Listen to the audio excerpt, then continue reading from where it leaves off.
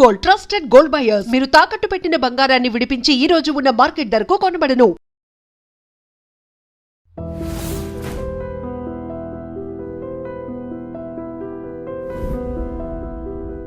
నమస్తే, నేను Kavitha. Welcome to I dream news and నిజాలు.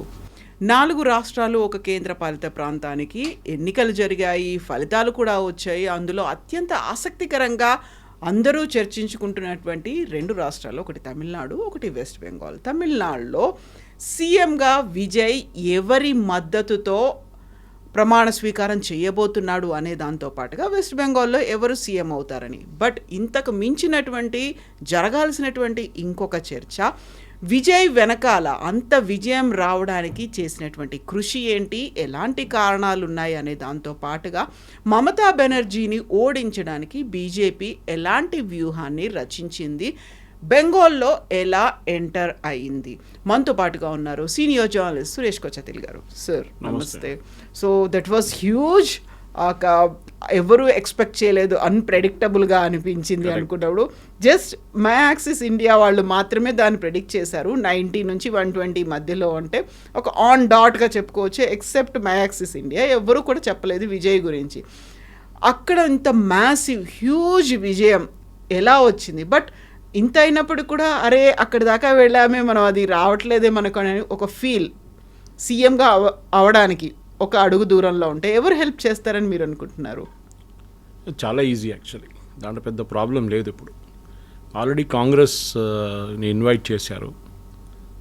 కానీ కాంగ్రెస్కి ఒక ప్రాబ్లం ఏంటంటే, ఒకసారి వాళ్ళు విజయ్తో వెళ్ళిపోతే వాళ్ళకి 5 ఎమ్మెల్యేలు ఉన్నారు ఇప్పుడు. ఒకటి, వాళ్ళు ఇండియా అలయన్స్ నుంచి డిఎంకే బయటకు వెళ్ళిపోతారు. That's very very clear. అది కాంగ్రెస్కి ఇంకా పెద్ద ప్రాబ్లం కాబోతుంది రేపు ఈ 5 సీట్ల కోసం.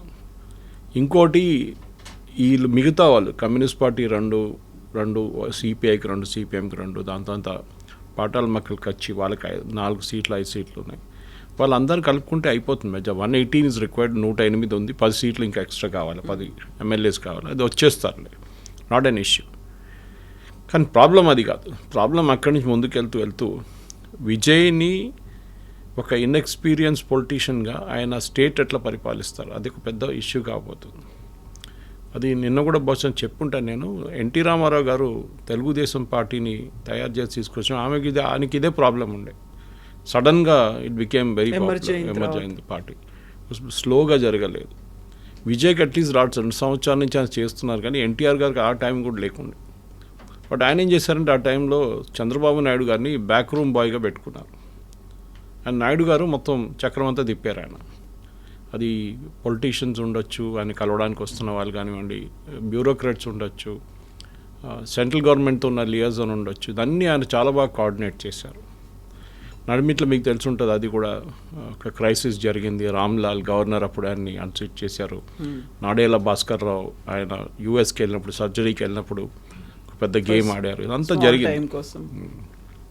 సో ఎన్టీ రామారావు గారు చేసిన అదే అది విజయ్ కూడా చేయాల్సి వస్తుంది. ఒకటి, మీకు బ్యూరోక్రాట్స్ని డీల్ చేయడానికి మీకు తెలియదు, లేకుంటే వాళ్ళు నిజంగా మిమ్మల్ని నీళ్ళు ఆగిపిస్తారు. Especially IAS IPS officers. మన బ్రిటిష్ బీబీసీలో ఒక సీరియల్ ఉండే ముందు, ఎస్ మినిస్టర్ అని చెప్పి. దాంట్లో చాలా it was a comical series, కానీ దాంట్లో చూపిస్తారు బ్యూరోక్రాట్స్ ఎట్లా మ్యానిపులేట్ చేస్తారు మినిస్టర్స్ని అని. ఇది అదే జరగబోతుంది తమిళనాడులో. ఎస్పెషలీ ఇప్పుడున్న పరిస్థితుల్లో ద్రవిడియన్ పాలిటిక్స్ మొత్తం రిజెక్ట్ అయిపోయింది. అదొక పెద్ద న్యూస్ యాక్చువల్లీ. అందరూ విజయ్ గల్చర్ అంటున్నారు, కానీ ఫస్ట్ టైం పాసిబ్లీ 1960 తర్వాత ఒక నాన్ ద్రవిడియన్ ముఖ్యమంత్రి స్వేరింగ్ చేస్తారు.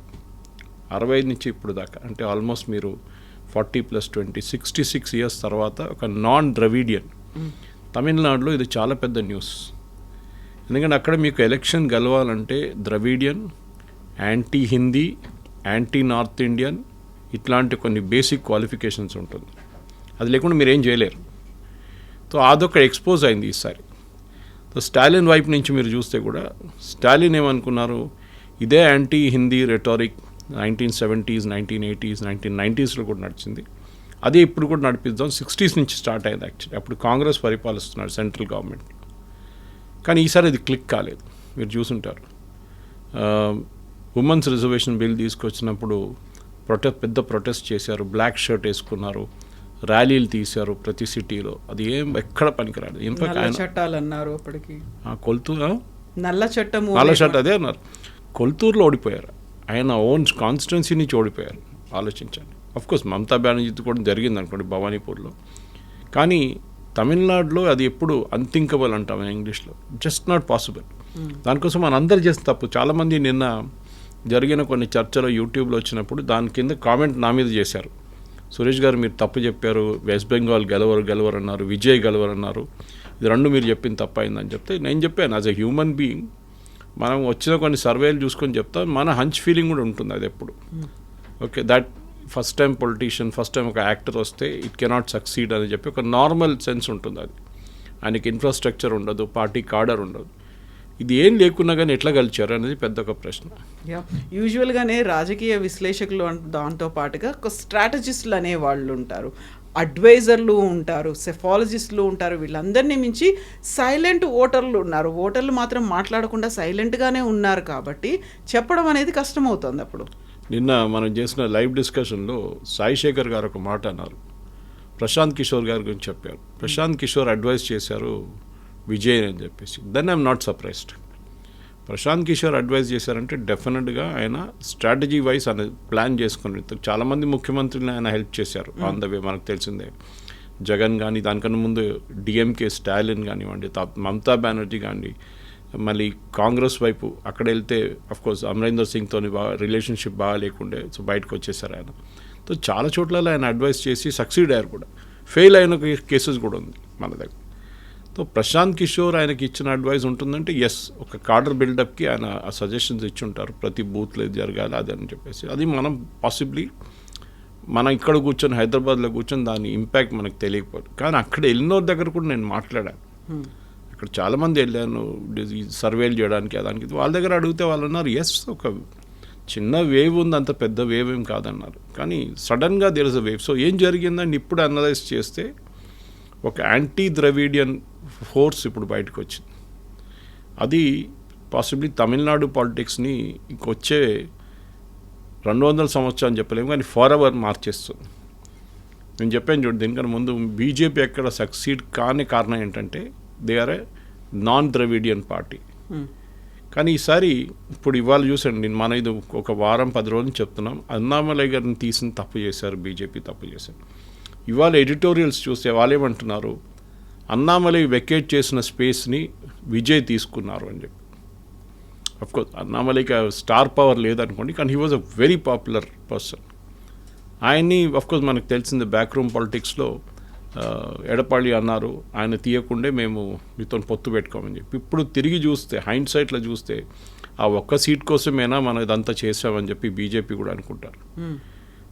అన్నామలై గారు తీసుకెళ్ళినప్పుడు ఆ లోక్సభ ఎలక్షన్లో నాకు గుర్తుంది 10% ఓట్ పర్సంటేజ్ వచ్చింది బీజేపీ. ఈసారి 3 వచ్చింది. ఎందుకు అది? ఈ 3% కోసం వెళ్ళామా ఏడీఎంకేతోని? వాళ్ళు గెలవలేదు, బీజేపీని కూడా గెలిపించలేదు. వాళ్ళు కూడా ఓడిపోయారు. డెఫినెట్ వాళ్ళ ఓట్ ట్రాన్స్ఫర్ కూడా జరగలేదు. వాళ్ళు అట్లీస్ట్ ఏదో 40 ఎంతో గెలిచారు, వాళ్ళు 48 ఎంతో. So that is still there. కానీ ఆ ఓట్ ట్రాన్స్ఫర్ బీజేపీకి ఎందుకు జరగలేదు అంటే ఏఐడిఎంకే కార్డర్స్ బీజేపీకి పనిచేయలేదు, చాలా క్లియర్. సో ఇప్పుడు జరగబోయే నెక్స్ట్ అఫ్కోర్స్ ఇప్పుడు మనం నెక్స్ట్ 5 years చూడాల్సి వస్తుంది ఏం జరగబోతుందని. ఒక అడ్వాంటేజ్ ఏంటంటే మీకు ఒక హనీమూన్ పీరియడ్ ఉంటుంది. ఫస్ట్ 1 year ఎవరు ఏమో అడగారు, అరే కొత్తోడు కదా పాపం చేస్తున్నాడు చేయనియండి అని చెప్పేసి. దాని తర్వాత క్వశ్చనింగ్ మొదలవుతుంది, ఏం చేస్తున్నారు, ఎట్లా చేస్తున్నారని. ఫర్ ఎగ్జాంపుల్ ల్యాప్టాప్స్ ప్రామిస్ చేశారు, 20 లక్షల ల్యాప్టాప్లు ఎంతో చెప్పారు, అది ఎట్లా చేస్తారు?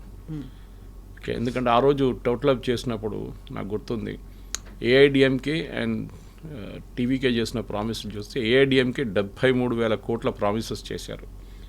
ఐ థింక్ టీవీకే దానికన్నా ఎక్కువ చేశారు. డబ్బులు కావాలి కదా.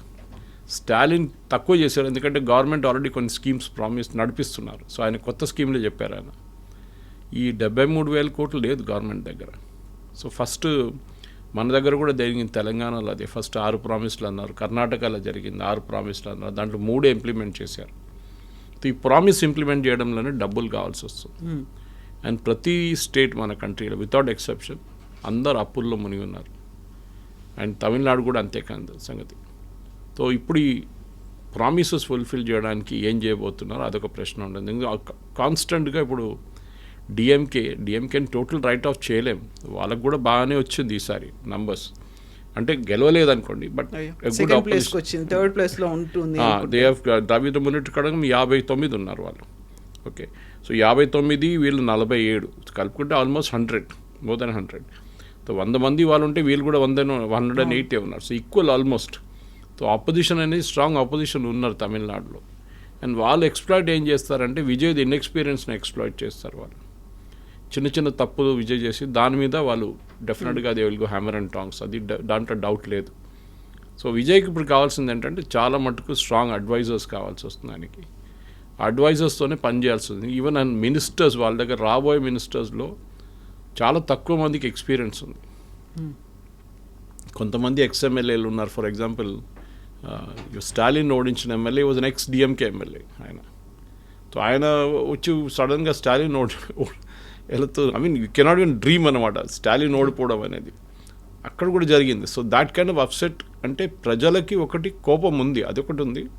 కానీ కోపంకి ఎక్కువ ఐ థింక్ ఈ నార్త్ ఇండియన్ సౌత్ ఇండియన్ డిస్ప్యూట్లో కూడా చాలా మటుకు స్టాలిన్ యాక్చువల్ ఇష్యూస్ నుంచి అందరినీ పక్కన దారి పట్టించారనమాట. అది చేసిన తప్పు. That no, the main issue development ఉంది ఒకటి స్టేట్లో. కానీ లక్కీలీ తమిళనాడుకి డెవలప్మెంట్ బాగా జరిగింది. ఇప్పుడున్న గవర్నమెంట్ కాదు, చాలా గవర్నమెంట్స్ చేసుకుంటూ వస్తున్నారు వాళ్ళు. వాళ్ళ దాంట్లో ఉన్న ఎవ్రీ యూనియన్ మినిస్టర్ చాలా ప్రాజెక్ట్స్ తీసుకొచ్చారు వాళ్ళ స్టేట్కి. అది బాలు ఉండొచ్చు, మన దయానిధి మారన్ ఉండొచ్చు, ఏ రాజా ఉండొచ్చు, వీళ్ళందరూ చాలా ప్రాజెక్ట్స్ తీసుకొచ్చారు వాళ్ళ స్టేట్కి. Mobile manufacturing as a unit Dayanidhi Maran టైంలో మొదలైంది. అది టిఆర్ బాలు టైంలో చాలా మటుకు ఇంజనీరింగ్ కాలేజ్ కానీ మ్యానుఫ్యాక్చరింగ్ యూనిట్స్ తీసుకొచ్చారు అక్కడికి. యూనివర్సిటీస్ సెటప్ చేశారు ఆయన, చాలా అంటే పర్మిషన్ ఇచ్చారు. సో ఇట్లాంటి డెవలప్మెంట్ స్కీమ్స్ చాలా తమిళనాడుకు వచ్చింది. కానీ ఇప్పుడు యూనియన్ గవర్నమెంట్లో వీళ్ళ మినిస్టర్స్ లేరు న్యాచురల్లీ. సో మోదీ గారి దగ్గర అడిగినప్పుడు ఫస్ట్ క్వశ్చన్ అదే వస్తుంది, నేను హెల్ప్ చేస్తే కానీ మీరేం చేస్తారు చెప్పండి అని చెప్పేసి. కేరళలో అదే ప్రాబ్లం ఉంది. కొత్త గవర్నమెంట్ అంటే కాంగ్రెస్ గవర్నమెంట్, యూడిఎఫ్ గవర్నమెంట్ రాబోతుంది. అక్కడ కూడా ఫండ్స్ కావాలి వాళ్ళకి. నిన్నదాకా మోదీ గారిని తిట్టారు, ఇప్పుడు వెళ్ళి డబ్బులు అడగడం అంటే చాలా ఆడు అనిపిస్తుంది. రేవంత్ రెడ్డి గారు చాలా బాగా చేస్తారు అది. ఇక్కడ హైదరాబాద్లో గల్లీలు తిట్టి ఢిల్లీలో వెళ్ళి మాట్లాడతారు మోదీ గారు. సో ఇదొక బ్యాలెన్సింగ్ యాక్ట్ చేయాల్సి వస్తుంది విజయ్కి. ఇదొక పెద్ద ఛాలెంజ్ ఉండబోతుంది. చూద్దాం, ఇంకా ఎర్లీ డేస్. ఇంకా కొత్త గవర్నమెంట్ ఫామ్ చేసిన తర్వాత వాళ్ళు, నేను చెప్పాను చూడండి, ఒక 6 months to 1 year honeymoon period ఉంటుంది. ఆ టైంలో ఎవరు ఏం అడగరు, అన్నీ చాలా బాగా అనిపిస్తుంది. దాని తర్వాత యాక్చువల్ ప్రాబ్లం, ఒక కొత్త పెళ్ళి అయిన తర్వాత రీకన్సిలేషన్ ఉంటుంది చూడు, అప్పుడు దాంట్లాగా అయిపోతుంది ఇది కూడా అనమాట. సో ముగ్గురు సీఎంలు ఓడిపోవడం అనేది, పినరాయి విజయన్ ఓడిపోయారు, స్టాలిన్ ఓడిపోయారు, మమతా బెనర్జీ ఓడిపోయింది అనుకున్నప్పుడు అక్కడ గవర్నమెంట్స్ పడిపోవడం వేరుంటుంది, అక్కడ ఉన్నటువంటి ఎమ్మెల్యేలు మా సీఎంని ఓడించడము అనేది. అంతలా యాంటీ ఇన్కంబెన్సీ వచ్చి లేకపోతే సరికొత్తగా వేవ్ రావాలి అనుకున్నారా, ఒక మార్పు రావాలనుకున్నారా? ఇక్కడ కూడా టీవీకే వస్తుంది అని అంతగా అనుకోలేదు సార్. వాళ్ళు సైలెంట్గా ఉందేమో, ఓట్లు వేస్తుంటారేమో. కానీ బెంగాల్లో కూడా చూస్తే అక్కడ ఒక క్లియర్ డివిజన్ అనేది కనిపించింది. వర్టికల్గా కావచ్చు, హారిజాంటల్గా కావచ్చు, ఇవన్నీ కనిపించింది. పోలరైజేషన్ విపరీతంగా అయింది. ఇక్కడ కూడా సనాతన ధర్మాన్ని మీరు వ్యతిరేకించారు కాబట్టి ఓటమి అనేది ఉంది. అక్కడేమో హిందూ పోలరైజేషన్, అక్కడ క్లియర్ డివిజన్ అనేది వచ్చినప్పుడు ఏవి కీ ఫ్యాక్టర్గా కనిపించాయి అసలు? పినరాయి విజయన్ ఎలక్షన్ ఓడిపోలేదు, హీ హస్ వన్. వాళ్ళ పార్టీ ఓడిపోయారు అంతే. వేరే స్టాలిన్ అండ్ మమతా బెనర్జీ వాళ్ళ సీట్లు ఓడిపోయారు, వాళ్ళ పార్టీ కూడా ఓడిపోయింది. కేరళలో ఆఫ్కోర్స్ ఎల్డిఎఫ్, ఇప్పుడు కమ్యూనిస్ట్ అనేది ఒక పార్టీ లేరు ఇప్పుడు భారతదేశంలో ఎక్కడ కమ్యూనిస్టులు. కల్కటాలో జరిగింది అండ్ స్పెషలీ వెస్ట్ బెంగాల్లో జరిగింది ఏంటంటే చాలా మట్టుకు మీరు చెప్పినట్ల ఒక పోలరైజేషన్ జరిగింది. ఇప్పుడు అందరూ ఇవాళ పొద్దున మాట్లాడుతున్న ఒక పేరు మొహమ్మద్ యూనిస్. బీజేపీ విన్ కావడానికి రీజన్ మొహమ్మద్ యూనిస్ అని చెప్తున్నారు. ఏది బంగ్లాదేశ్లో ఫార్మర్ అడ్వైజర్. అప్పుడు చాలామందికి అది ఒక చాలా యూనిక్ అనిపించింది. మొహమ్మద్ యూనిస్ వెస్ట్ బెంగాల్ ఎలక్షన్తో ఏంటి సంబంధం అని. అక్కడ హిందువుల మీద చేసిన అత్యాచారాలు జరిగినప్పుడు మమతా బెనర్జీ నోరు తెరవలేదు. తర్వాత ఆమె చెప్పిన డిప్లొమాటిక్లీ ఏదో మాట్లాడింది, కానీ కంటిన్యూస్లా ఒక క్యాంపెయిన్ నడిపించలేదు. నిన్న రాత్రి నుంచి అక్కడున్న ముస్లిం ఏరియాస్లో ఆల్మోస్ట్ కర్ఫ్యూ లైక్ సిచ్యువేషన్ ఉందంట. అంటే ముర్షిదాబాద్, మాల్డా కానీ ఈవెన్ కల్కటాలో కూడా చాలా మటుకు, హౌరా, హూగ్లీ, 24 పర్గనాస్, ఈ ఏరియాస్లో చాలా ఒక హిందీలో అంటారు సన్నాటా ఛాగే అంటున్నారు నిన్న రాత్రి నుంచి. ఎక్కడికక్కడ నిశ్శబ్దం రాజ్యం వెళ్తోంది. ఎందుకంటే భయం ఉంది ఇప్పుడు. దీనికన్నా ముందు మమతా బెనర్జీ పరిపాలించినప్పుడు ఆమె చాలా మటుకు ఇప్పుడు ఆమె మెయిన్ ఈ మహిళలు ఆమె వ్యతిరేకంగా ఓటేయడానికి కారణం అది. అక్కడ మహిళల మీద జరిగిన అత్యాచారాలు బయట లోకం చూడలేదు, వినలేదు, ఎవరు మాట్లాడలేదు. అక్కడున్న మీడియాని కొనుక్కున్నారు ఆమె. ఎక్సెప్ట్ 2-3 ఛానల్స్ అక్కడ ఉంది చూడండి, దాని మినహా వాళ్ళని కూడా హెరాస్ చేసి అరెస్ట్ చేసి జైల్లో వేశారు. Of India publication Nupur Sharma, not the BJP Nupur Sharma, other one editor, ఆమెని హెరాస్ చేసి వాళ్ళ హస్బెండ్ని అరెస్ట్ చేయడానికి వెళ్ళారు, వాళ్ళ ఫాదర్ని అరెస్ట్ చేయడానికి వెళ్ళారు, వాళ్ళ చిన్న పాపని కూడా పట్టుకెళ్ళారు వీళ్ళు వచ్చి కల్కట్టా పోలీస్. ఇప్పుడు ఒక రివర్స్ వేవ్ రాబోతుంది. మోదీ గారు ఆఫ్కోర్స్ నిన్న మాట్లాడుతున్నారు ఫర్గెట్ ఇట్, ఇప్పుడు అంతా అయిపోయింది, పరివర్తన అయిపోయింది, ఇంకా మనం డెవలప్మెంట్ గురించి మాట్లాడదామని చెప్పి.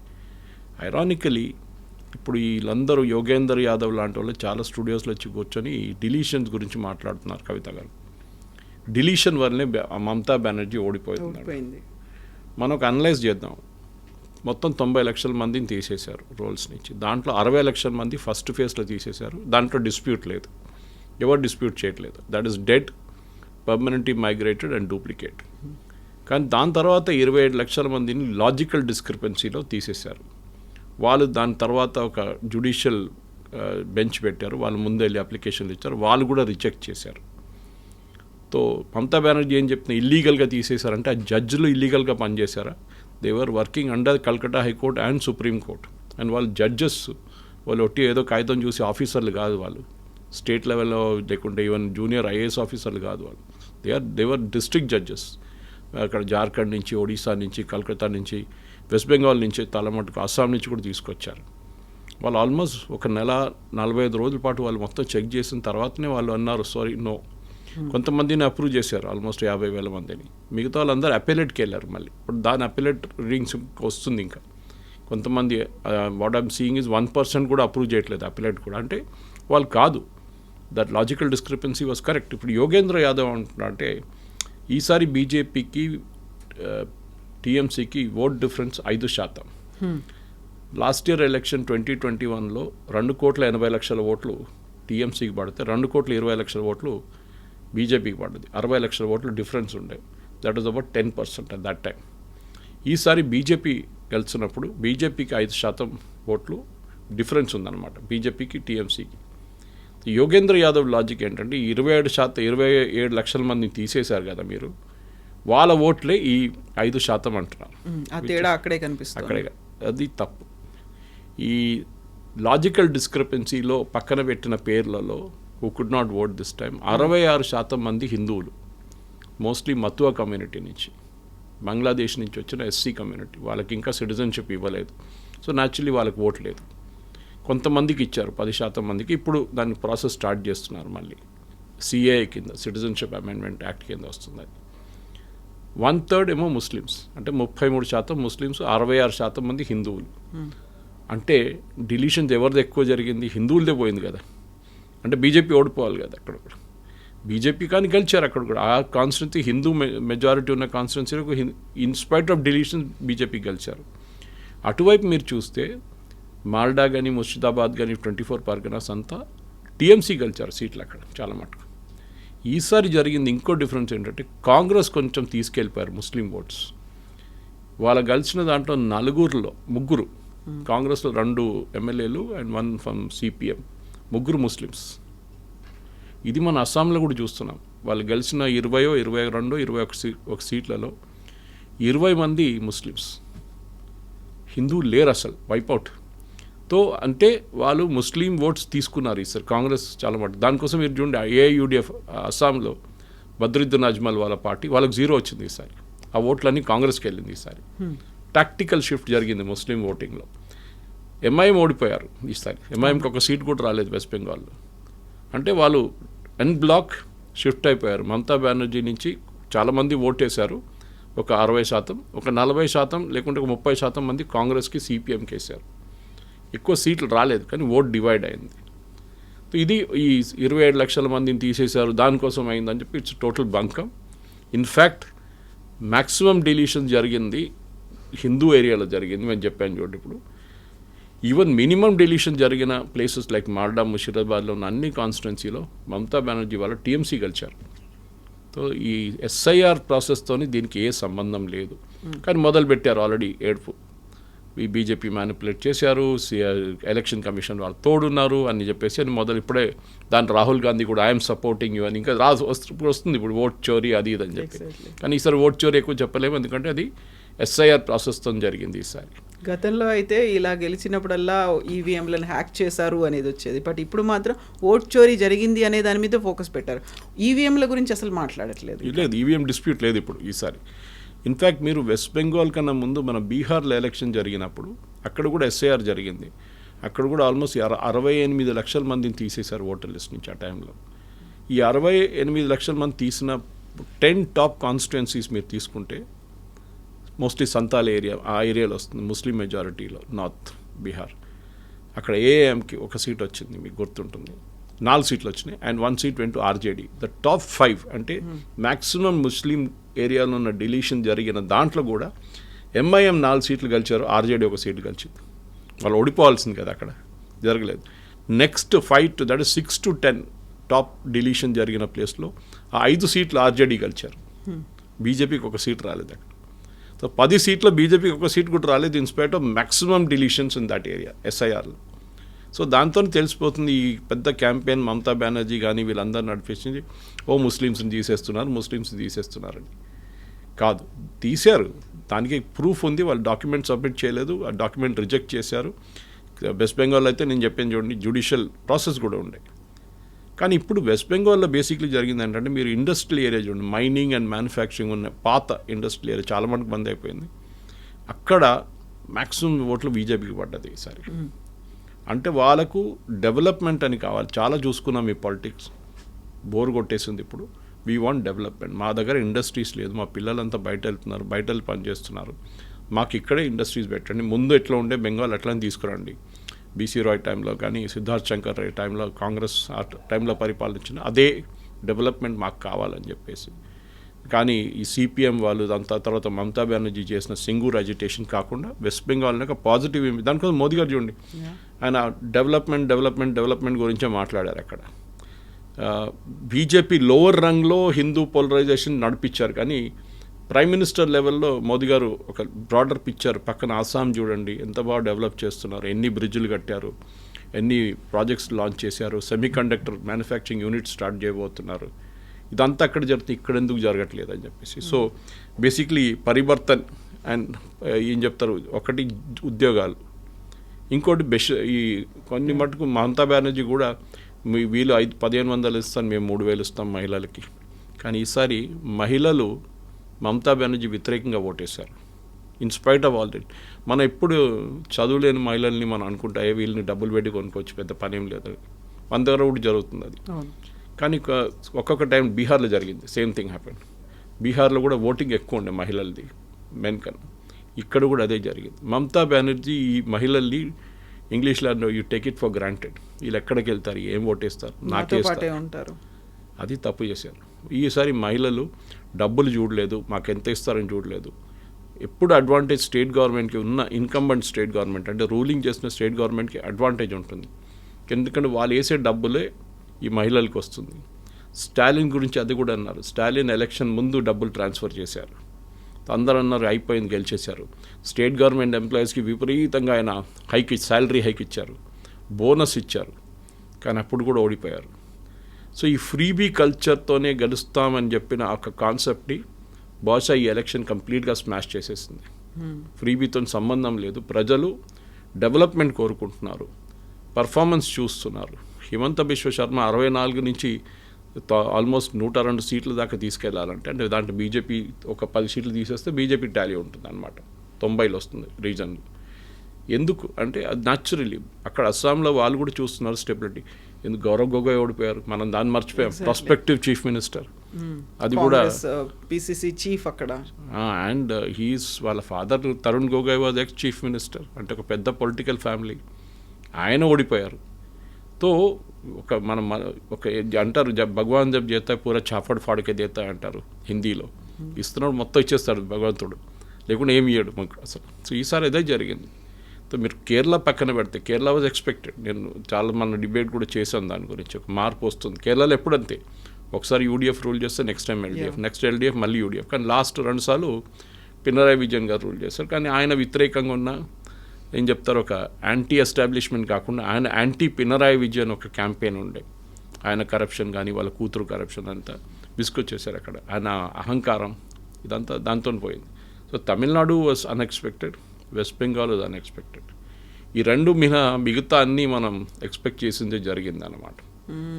అయితే ఇక్కడ 2 రాష్ట్రాల్లో 2 సరికొత్త ప్రభుత్వాలు, కొత్త పార్టీలు ఫామ్ చేస్తున్నాయి అనుకుంటున్నప్పుడు, ఇప్పటిదాకా ఉంది ఉత్తరాది దక్షిణాది అనేటువంటి ఒక వివక్ష ఉంది అనే మాట స్టాలిన్ చెప్తూ వచ్చాడు. సో ఇక్కడ కొత్త ప్రభుత్వానికి కేంద్ర ప్రభుత్వం సహాయ సహకారాలు ఉంటుందా, వివక్ష లేకుండా ఉంటుందా, ఎలాంటి రిలేషన్స్ అనేవి ఉంటాయనే దాంతోపాటుగా వెస్ట్ బెంగాల్కి బంగ్లాదేశ్కి మధ్యలో ఉన్నటువంటి రిలేషన్స్, బయలాటరల్ రిలేషన్స్ ఎలా ఉంటాయి, ఇంపాక్ట్ అనేది ఎలా ఉంటాయి, ఇన్ఫిల్ట్రేటర్స్ గురించి మాట్లాడినప్పుడు ఫోకస్ అనేది ఎలా పెడుతుంది బీజేపీ అక్కడ అనేది?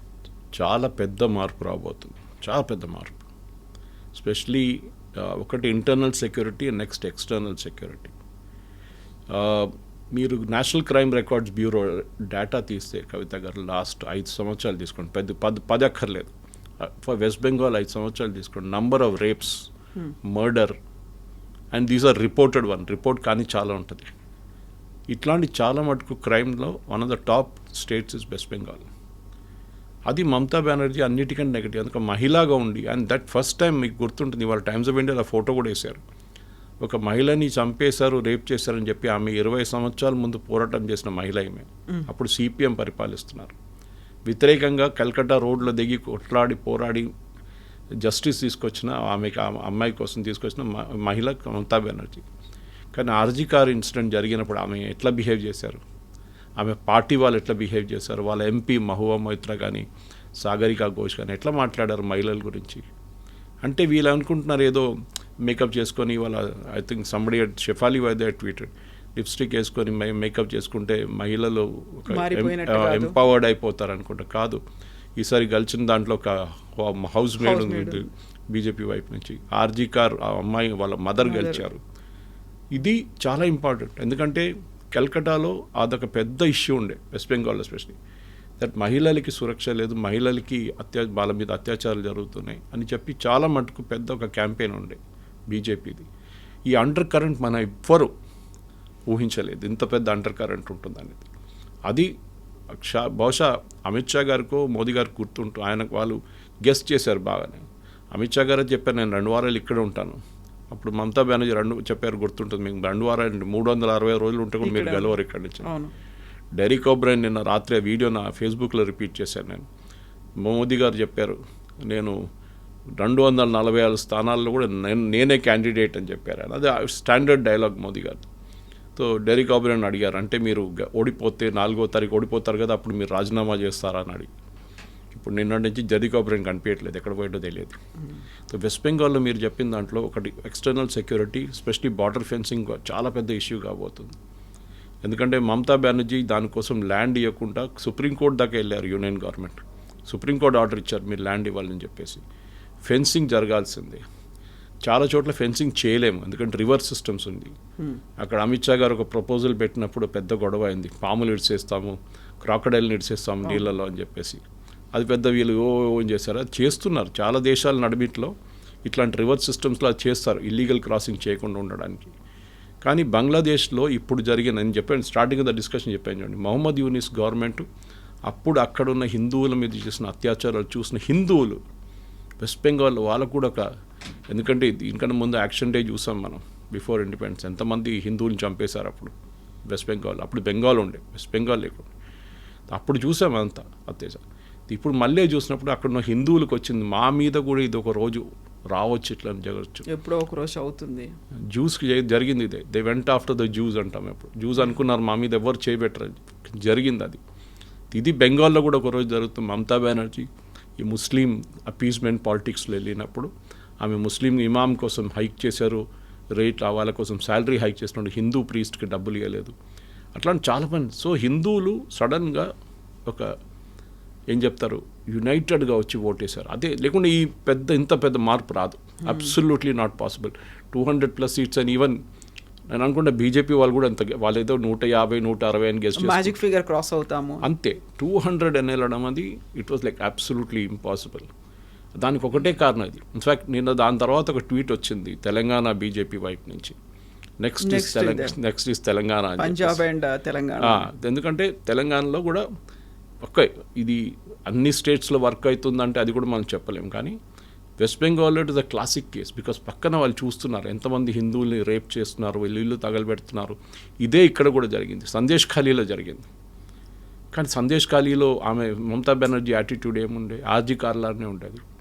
లాస్ట్ ఎలక్షన్ తర్వాత ఎంతమంది చనిపోయారు ఎలక్షన్ వైలెన్స్లో, ఈసారి ఒక్కరు కూడా చనిపోలేదు ఇప్పుడు దాకా. ఒక్క పోల్ రిలేటెడ్ వైలెన్స్ కూడా జరగలేదు. సెంట్రల్ ఫోర్సెస్ని పెట్టారు, చాలా బాగా చేశారు. ఎలక్షన్ కమిషన్ని మమతా బెనర్జీ తిట్టడం అంటే చాలా నార్మల్, అది wheel just live with that, దానికి మనకు పెద్ద ప్రాబ్లం లేదు. కానీ ఒక పెద్ద లెసన్ ఈ ఎలక్షన్ నుంచి ఏంటంటే మీరు మీ ఓటర్ని don't take it for granted అంటారు ఇంగ్లీష్లో. ఎగ్జాక్ట్లీ. మీకే ఓటేస్తారు ఇంకెవరికి ఓటేస్తారు అని చెప్పి మేము వాళ్ళ ఓట్లు కొనుక్కోవచ్చు. ఆ యాటిట్యూడ్ మమతా బెనర్జీది ఇందిరాగాంధీలో కూడా కనిపించింది ఒకసారి.